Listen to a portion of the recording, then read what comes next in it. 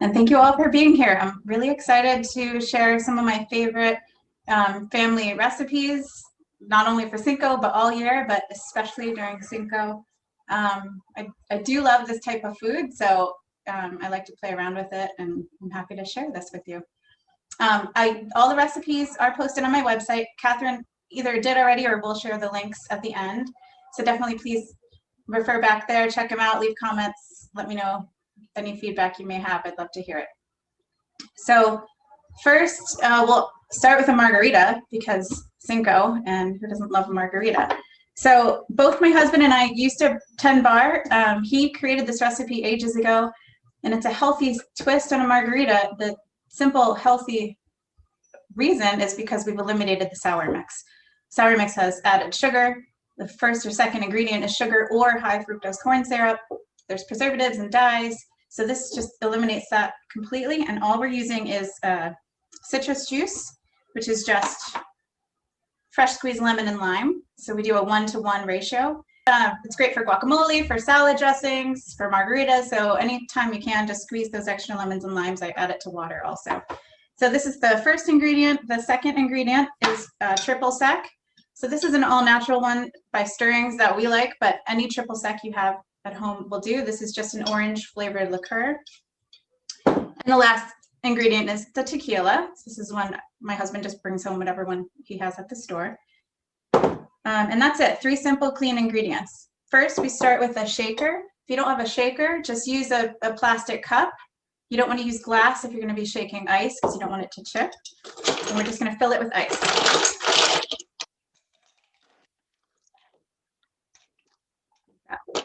To the shaker, I'm going to add about 1.5 ounces of the citrus juice. You can add more if you want it, if you'd like it more. And it's about 1.5 ounces of the triple sec also. This is something too that you can easily ask for if you're out at a restaurant or at a bar. All you say is that you would not like triple sec in your margarita, and then they'll just use the lemon lime juice and triple sec.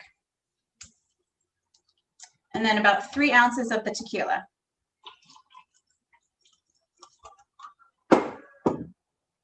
Once that's in there, then you just shake it. So at home, if you don't have shakers, just use 2 plastic cups, or you can just go back and forth.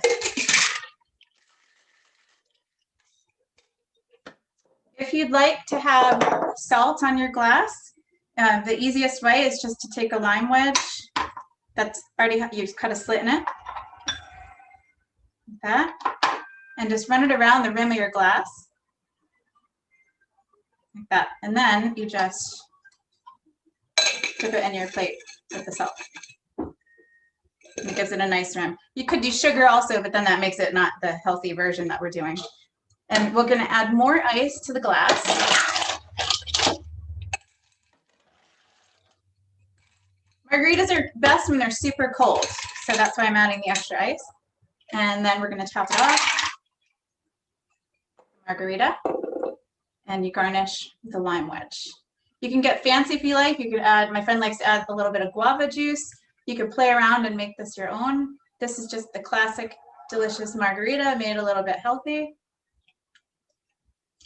And it's so good. It's so refreshing and summery and perfect for Cinco for this weekend. So I encourage you to try it if you drink alcohol. You can make this kind of a virgin if you want and add the lemon lime juice with some, maybe like a lime sparkling water, like a lime club soda or something, and that would be really delicious as well, and just garnish it with the lime. So that would be perfect for the children or the non-drinkers. So that's the margarita. Oh, and the bar trick to slitting is you cut it in half, make a slit here, like that, and then just divide the lime. So that's so it can sit on the rim of the glass. So let me know if you try that. That's on the website also. And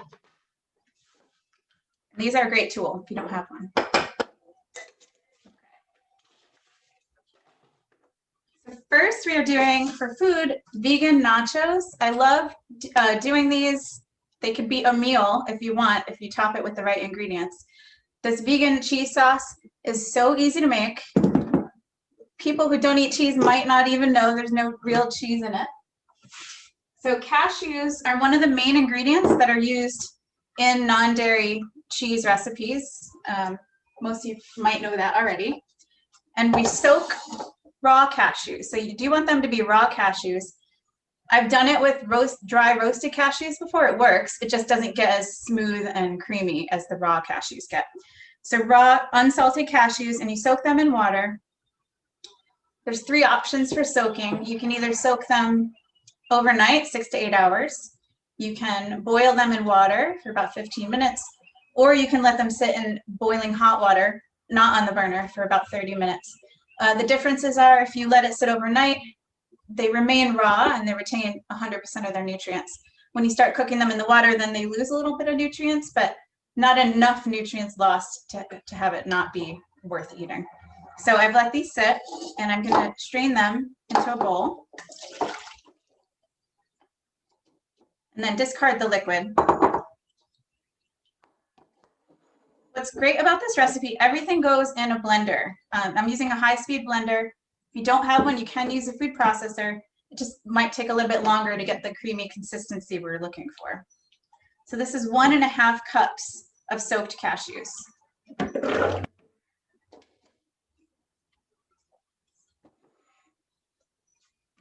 And all in the same bowl. Where'd it go? Lost my tray. I'm juggling 3 things, so there's stuff all over. I'm adding 1 roasted red pepper. It does give it a nice flavor. It also gives it a slight color of cheese. That's going right in. I'm adding a teaspoon of Dijon mustard, or half teaspoon. And it gives it a nice kick. We love Dijon mustard in our house, so I add it to a lot of things. You can adapt this recipe any way you like. And then turmeric gives it another cheese-like flavor, and it adds more nutrients. Turmeric's a great anti-inflammatory. It has a great pop of that orange color. If you don't like it, you don't need to add it. Next, we have nutritional yeast. So if you don't have this already in your kitchen supply, I do recommend getting it. It's such a great powerhouse of vitamins, minerals, nutrients, has protein, and it has a cheese-like flavor, and it is vegan. So it's a great recipe or a tool to have for non-dairy eaters.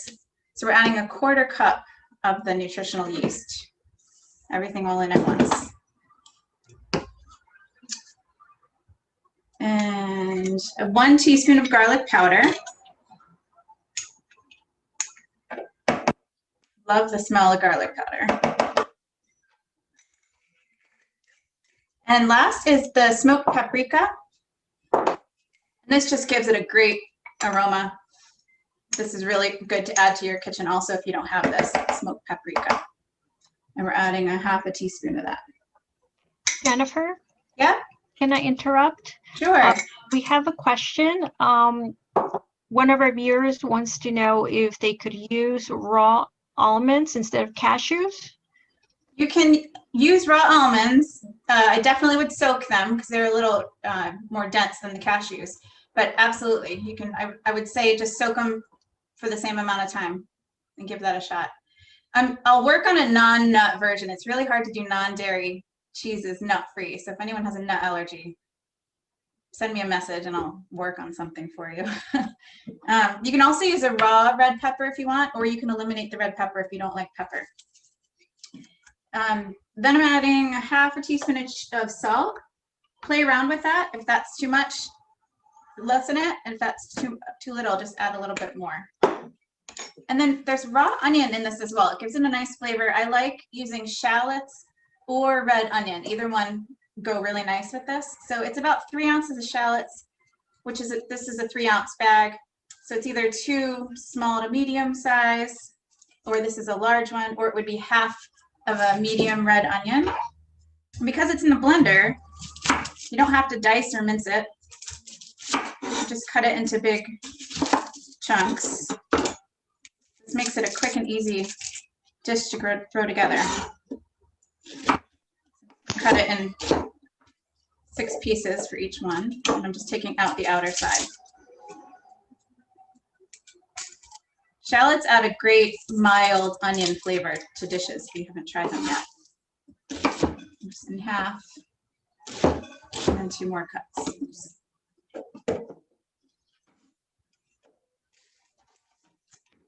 And then this is non-dairy milk. I'm using almond milk. You can use any non-dairy milk you like. Just make sure it's unsweetened because the sweetness probably would not go well with the cheese. Let's see, I have salt, turmeric, garlic, paprika, milk, the Nutritional Yeast, salads, roasted red pepper, Dijon, and cashews. That is it. So it's all these raw, beautiful ingredients in here, and this is going to become cheese. So for the sake of the presentation and the loudness of the blender and that it takes 3 minutes to blend, I've pre-blended it. So that blends for about 3 minutes in the blender, maybe 2.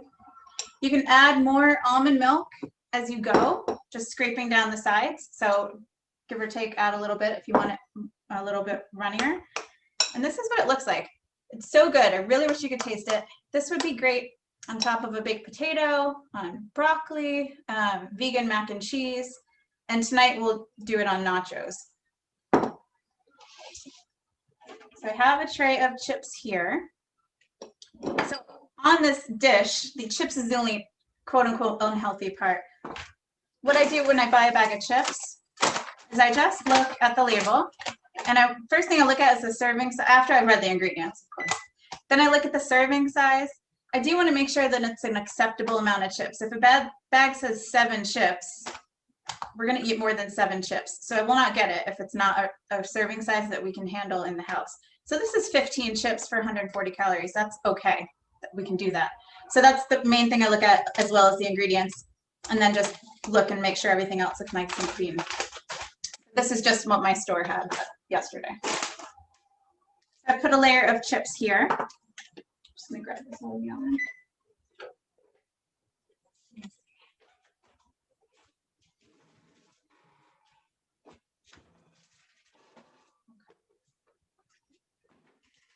And for the nachos, I'm going to put a little sprinkling of the cheese all over. You'll have leftovers. This lasts in the fridge for 3 to 4 days, or it freezes really well also. You could freeze it in an ice cube tray or a little Pyrex, and just spread it all around. There's no unhealthy ingredients in this, so there's no real reason to feel guilty. So this one I might do a big tray. Since this is a small sheet pan, I'm just going to do this amount. And what makes it fun to do for a family or a get-together is you can play around with toppings. So I might pull something out like this for my son. Maybe he'll have his own tray because he doesn't like all the things that we like. And then my husband and I can pick what we'd like on ours, or you can do half and half. So I have some red beans here. They go excellent on the nachos. And this could honestly be a meal. Absolutely, if you have this with a salad, completely okay. So I'm spreading the beans around. And then we'll add, you can add green onion. This is scallion. So I like to play around with colors and textures. Whatever looks good at the market, give it a shot. These are black olives. So it's adding our healthy fat.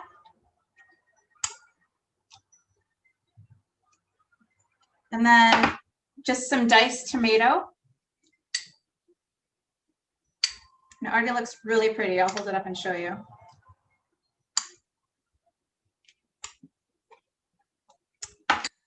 And I do have avocado and cilantro, but I'll save those until after it heats up in the oven.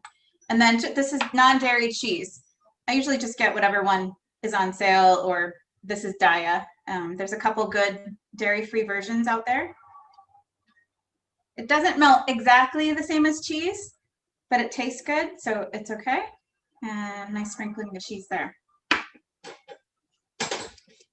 So this is what it looks like now before the avocado and cilantro, and then we'll be adding that pop of green, which is going to be really pretty. So this would be great as an appetizer, great as a lunch or a light dinner with a salad. And then we'll heat this in the preheated oven at 350 for anywhere from 5 to 7 minutes, depending on how crunchy you like your nachos. Set the timer so we don't forget. All right. I'll put these aside for after. The cheese sauce is really, really, really good. You're gonna love it.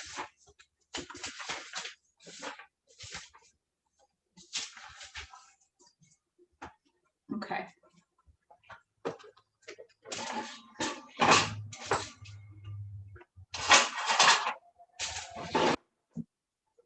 So the entree portion is enchiladas, which are a favorite for me, for my family. I love them for so many reasons. The main one is you can put anything in them and they're delicious. So whatever vegetables look good at the market, whatever's in season, whatever's local, give that a shot. In the fall, I like to do butternut squash in the enchiladas. Tonight we're doing cauliflower and spinach and onions, but broccoli and leek go well. So play around with different combinations, whatever your family likes. I say this a lot at all my classes, but when you have a new recipe, make notes. So I like to print them out instead of just looking on my tablet. Print them out, make notes, and then you can tailor them to your family. And then that's how you create your family recipe album. So then you'll change this, and this will be all yours. It won't be something that I created anymore. So it's a fun way to do that and adapt. All right. So we'll start with the sauce. I only started making my own enchilada sauce probably 7 years ago because it always seemed a little complicated. I found this forks over knives recipe, maybe even longer, 10 years ago, and it was so easy and so delicious. So I've adapted it throughout the years, and this is our current family favorite, and it's easy. It's in one pot, healthy. You can absolutely still buy the store-bought brand if you're in a rush, but if not, give this a shot. This also freezes really well too if you want to make a double batch and throw some in your freezer. So the base of this is a tomato sauce. I'm just using my local marinara sauce from the grocery store here. You can use the canned tomato sauce or anything that you like in your house. Everything's going to go in the pot all at once. So first, tomato sauce. Then vegetable broth. You can use water. You don't have the vegetable broth. If you eat meat, you could use chicken broth. So anything that you have in the house. And I'm adding 2 cups right to the pot. If you're watching salt, just make sure you get a low sodium version.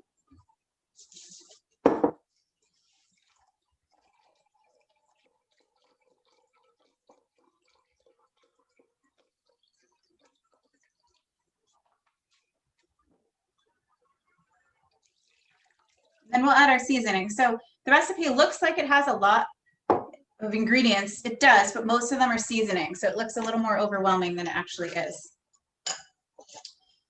I keep it on the not too spicy side in my house because my son doesn't like it. So feel free to up the chili powder.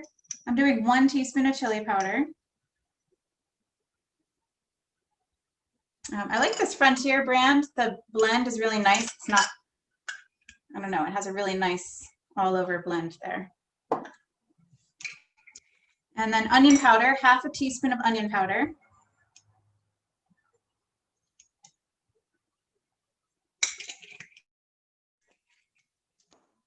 And 1/2 teaspoon of the garlic powder.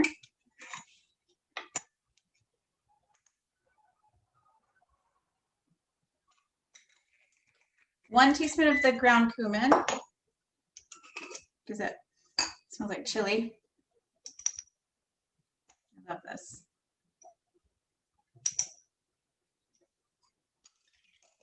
And then 1/4 teaspoon of oregano. So all of these are optional.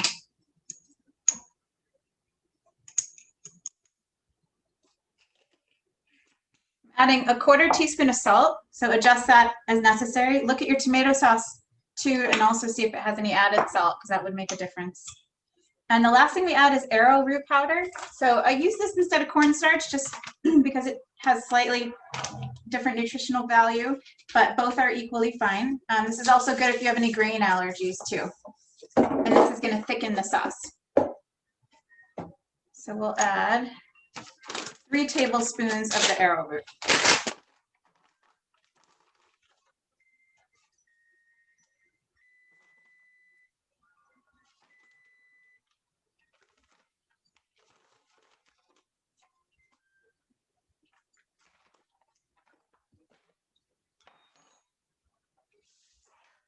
just gets a good whisk, get everything incorporated. It takes a second to break up the arrowroot.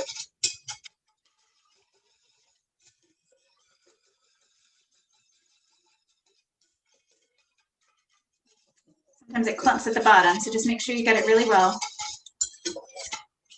And this will, I don't know if you can see how soupy it is, it will thicken pretty substantially in about 7 minutes.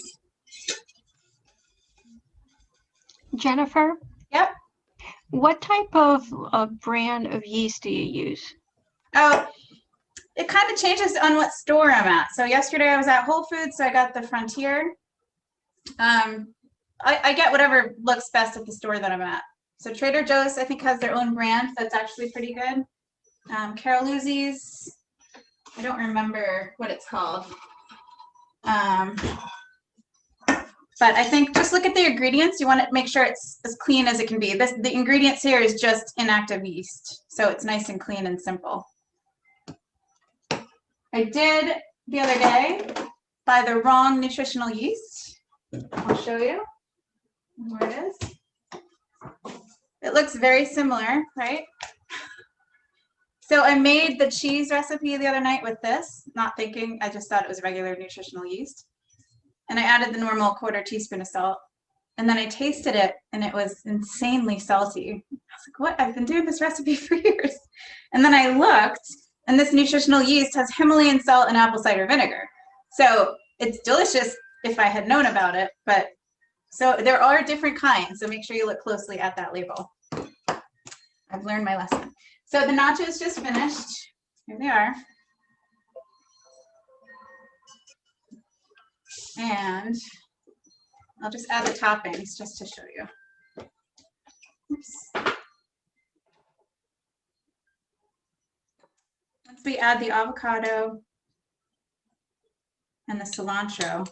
So cilantro is love or hate, I know. I love cilantro. If you don't love cilantro, just maybe chives, just give it a pop of green. And I'm just, for this size, I'm doing 1/2 of a medium avocado. And sprinkling the cilantro around.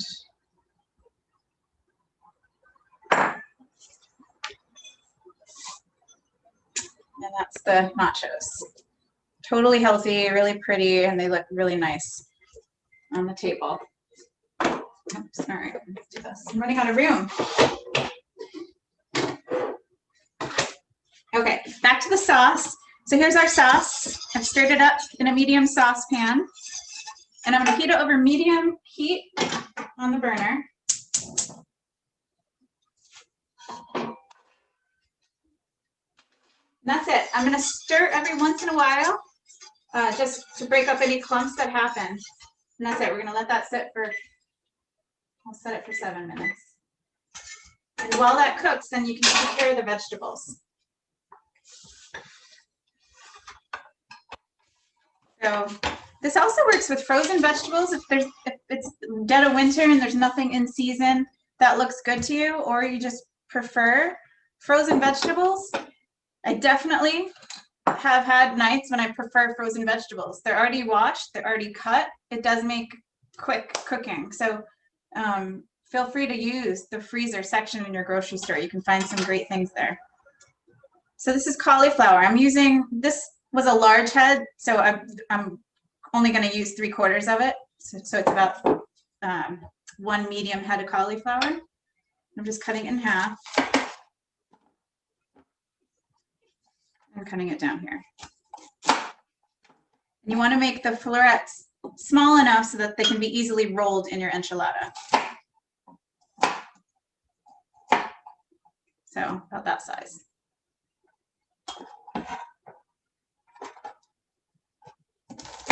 And they don't need to look perfect. They're going to be rolled up anyway.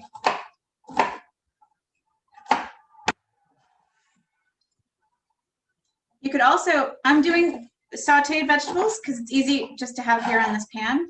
Roasted vegetables go great in enchiladas also. I love roasted cauliflower.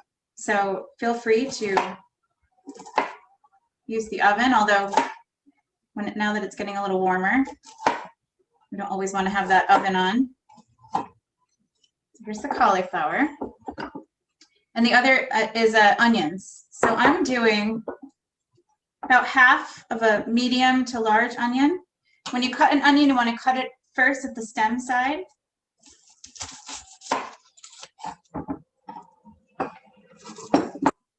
And leave the root side on. We do that because if you cut the root side, then it lets out its juices and that's what makes you cry. So if you leave the root side on, there's less crying and tears. And just cut right down through that root. And take off the outer layer. When I'm doing stir fries or a recipe like this or caramelized onions, I do like to cut the onion vertically instead of dicing it. It's just my preference. So you can cut the onion how you like. And to do that, I'm going to place it flat side down on the cutting board. And I'm just cutting it like this. You get these nice half moons.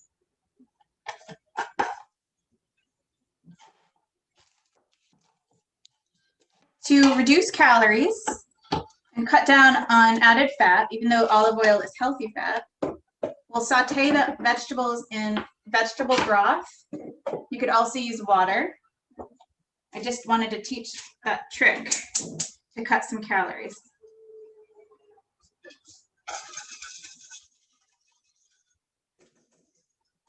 Turn the burner on medium. And this is just a vegetable broth. I get whatever organic one is on sale at the store I'm at. Whole Foods and Trader Joe's has a great price on their store brand, by the way. And I'm coating the bottom of the pan with the vegetable broth.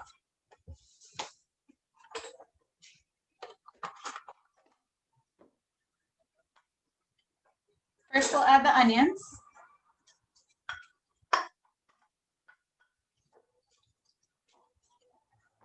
And I give them a stir and break them up, just so that each one is touching the bottom of the pan.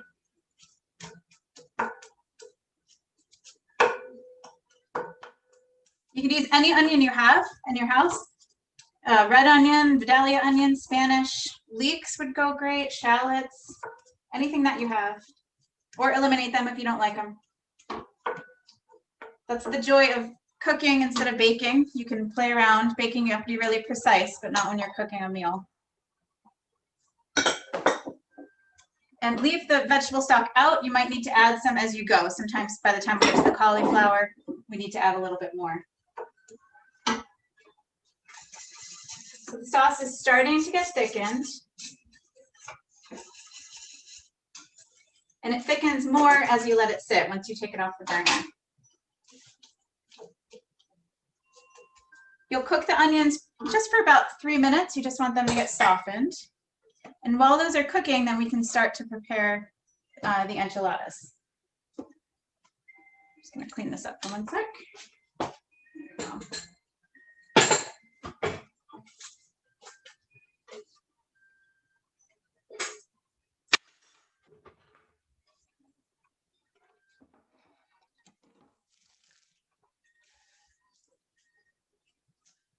I usually serve these with a salad to keep it lighter and diced avocado on top. You could also make rice to go with these. So the onions are starting to saute. And there's still a good amount of liquid. So you just want to check every once in a while and make sure that you don't need to add more.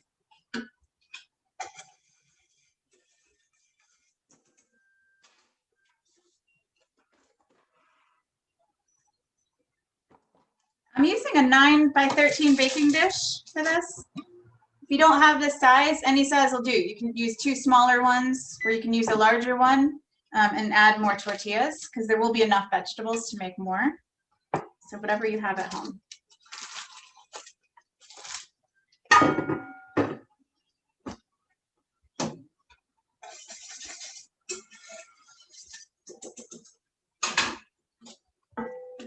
The onions are a little softened, so I'll add the cauliflower now.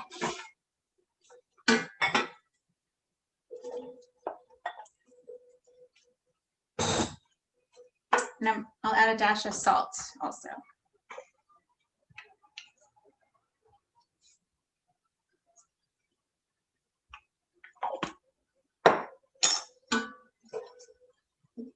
We'll stir around. I will add a little bit more vegetable broth just to make sure I have enough in there. I'm going to cover it with a lid just to speed up the cooking. And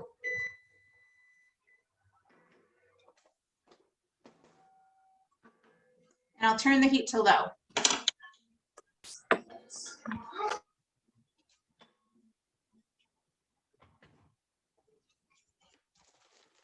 I like to use whole wheat tortillas. Use whatever your family likes. I use whole wheat just because it does up the nutrition content of the meal. Whole wheat has added fiber, has protein. It's the wheat in its true form. I also like corn tortillas. They're just not as easy to roll. So I'll usually do corn tortillas if it's a taco night. You can do all the same stuff in a taco too. That's what's cool about Mexican cooking. So we start with a stack of our tortillas here. And on the bottom is refried beans. So these are Amy's refried beans. If you are a plant-based eater, make sure that there's no additional meat products in the refried beans. Some of them have pork. So we're put about 2 tablespoons on the bottom of each tortilla. I also have done this with just mashed beans. They taste just as good. I like mashed cannellini beans. So I just use my potato masher or a muddler, mash the beans in a bowl, and then use that as the spread. So this is what the bottom of the enchilada will start as.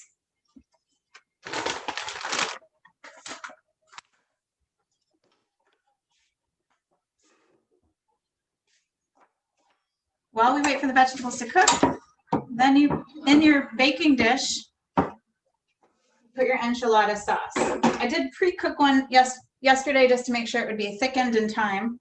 So this is the consistency that it gets to. It's really delicious and it's nice and thick. This goes well with so many things if you have leftovers. I would put it in a stir fry. I put it over my veggie burger the other day for work, for lunch, and it was delicious with a little melted cheese on the veggie burger and the enchilada sauce and some spinach on the bottom of the Pyrex. It was gourmet lunch and it was not hard to do. Veggie burgers are a great thing to have in your freezer to meal prep for the week if you have to pack lunches for work. So I'm putting a nice spread on the bottom of the pan.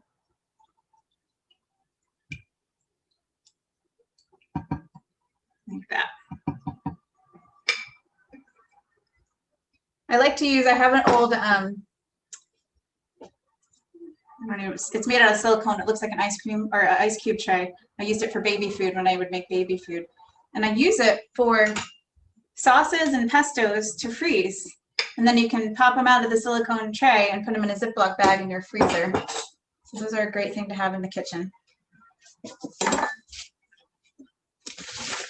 So the benefit of the shopping local, switching up whatever vegetables you have on hand to what you see at the market, is that one, you're supporting a local business.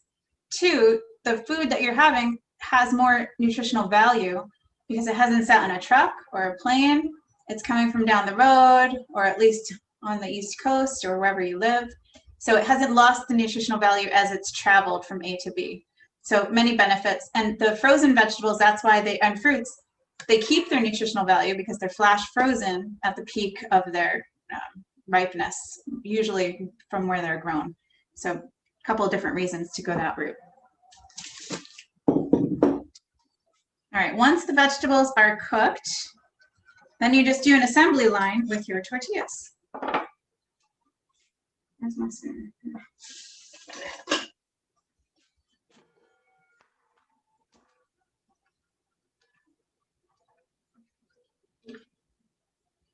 Oh, one more thing, I forgot to put the spinach in. So the spinach, because I like the pop of color, right? So here's the cauliflower and onions. Spinach, if you haven't ever cooked it, cooks down quite a bit. So this is a 5-ounce container. And this will cook into a little pile if you sauteed the whole thing for dinner. It steams really quick and easily, so you usually add it last. Even if I'm running short on time, I'll even put it just raw on the bottom of the enchilada and just roll the vegetables on top too. That works just as well because you'll bake it in the oven.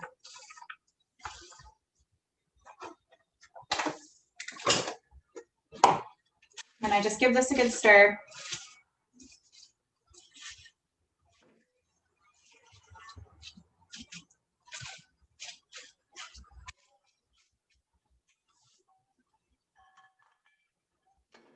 And cover that for just a minute. It won't take long at all. Does anyone have any questions so far about the nachos or the enchiladas?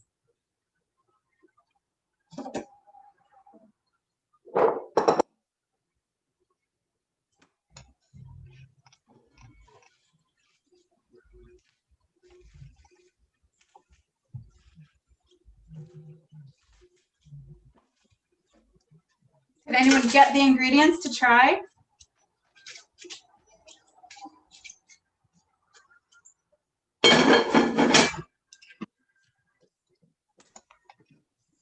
I'll send out the ingredient list tomorrow. Oh, okay. Along with the links. Okay, perfect. All right, so once that's sauteed,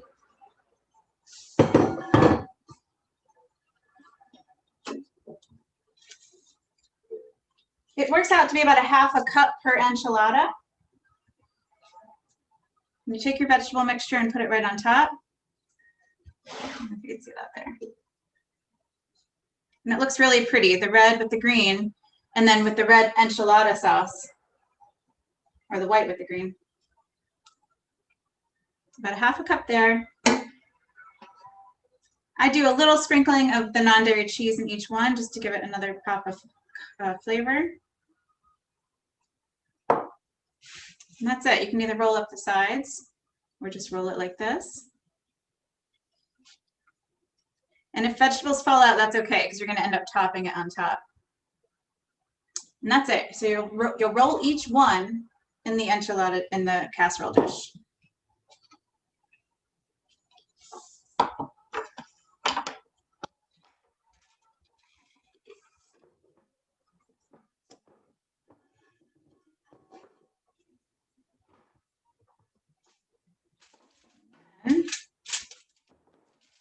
Cover it with parchment paper first, and then a piece of aluminum foil.